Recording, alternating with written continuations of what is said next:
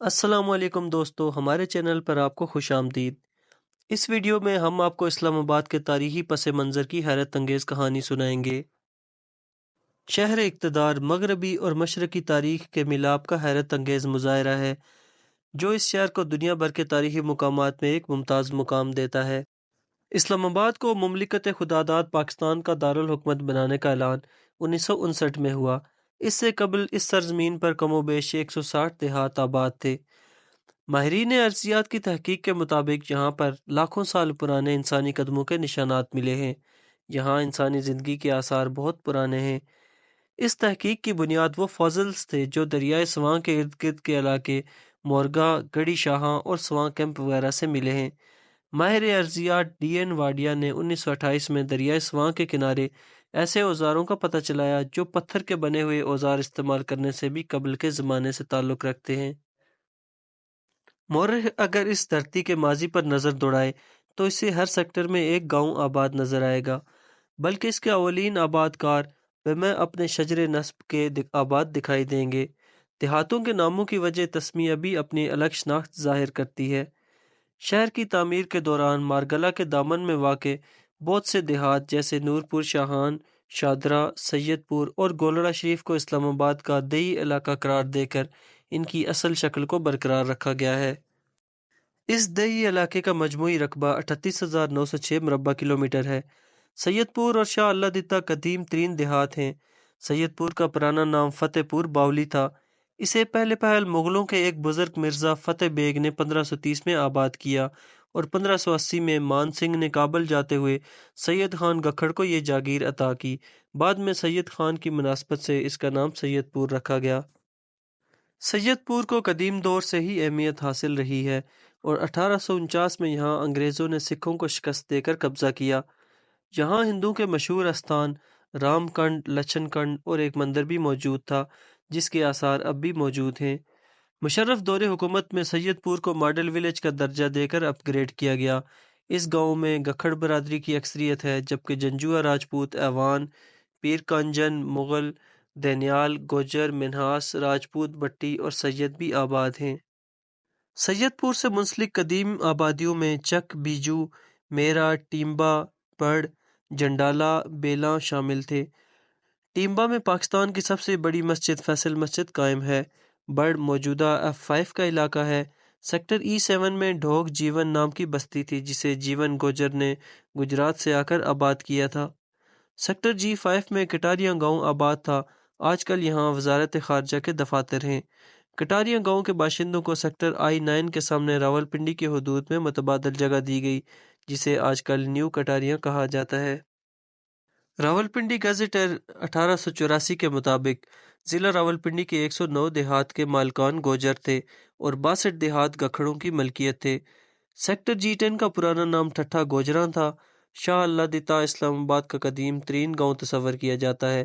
یہ تقریباً 650 سال قدیم گاؤں ہے۔ یہاں سینکڑوں سال پرانی غاریں قدیم فطری تہذیب اور مذاہب کا پتہ دیتی ہیں۔ اسلام آباد سے بارہ کوہ جاتے ہوئے مری روڈ پر مل پور کی قدیم بستی واقع ہے۔ یہ گاؤں بھی ابتدا میں قطب شاہی اعوانوں کا تھا اور راول ڈیم کی حدود کے اندر واقع تھا۔ بعد ازاں اسے نیو مل پور کے نام سے بسایا گیا۔ یہ گاؤں سردار بدن خان اعوان نے پہلے پہل آباد کیا تھا۔ بعد میں یہ گکھڑوں کی ملکیت میں آ گیا۔ یہاں کھمبال، گکھڑ، شیخ اور ملیار بھی آباد تھے۔ 1976 میں وزیر اعظم ذوالفقار علی بھٹو مرحوم نے ماڈل ولیج کا درجہ دیا۔ موجودہ کنونشن سینٹر کے قریب ڈھوک کی چھوٹی قسم ڈھوکری کے نام کا چھوٹا سا گاؤں آباد تھا جو 80 کی دہائی تک ایک مزدور بستی کے طور پر آباد رہا۔ بعد ازاں اس کا نام و نشان بھی مٹ گیا، البتہ ڈھوکری سٹاپ نے اس کے نام کو زندہ رکھا ہوا ہے۔ موجودہ آبپارہ کے قریب بادگاں یا باغ کلاں نام کی بستی تھی۔ اسلام آباد شہر کی تعمیر کی ابتدا اکتوبر 1961 میں اسی باغ کلاں گاؤں سے کی گئی۔ اس کے علاوہ راول ڈیم کے موجودہ رقبے میں بھی کئی گاؤں آباد تھے جن میں بگڑیل، شکرہ، کماگری، کھارین، مچھر بالاں وغیرہ شامل تھے۔ اسلام آباد کی حدود میں مارگلہ ہلز پر کئی دیہات زمانہ قدیم سے آباد ہیں جن میں تلہاڑ، گوکینا، ملواڑ سرا، نڑیاس، بڈو وغیرہ شامل ہیں۔ فیصل مسجد کے مغرب میں پہاڑوں پر کلنجر نام کی بستی آباد تھی جو اب بھی موجود ہے۔ موجودہ جناح سپر مارکیٹ کے قریب روبڑا نام کی بستی آباد تھی۔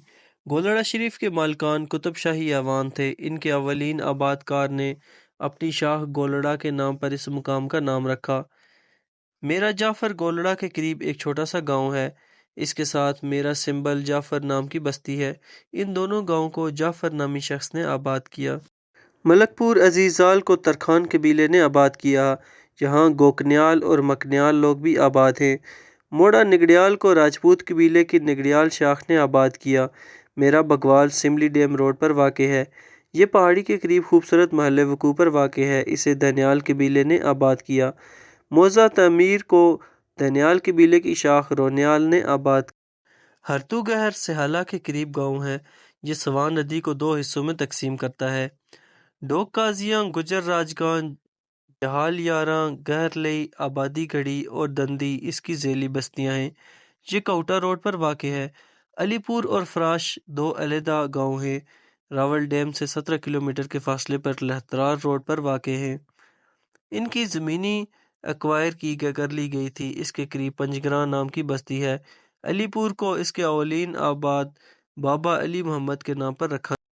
ابتدائی طور پر یہاں کھوکھر ملک آباد تھے۔ بعد میں ڈونڈ، راجپوت، بٹی، قاضی اور جنجوعہ بھی آباد ہوئے۔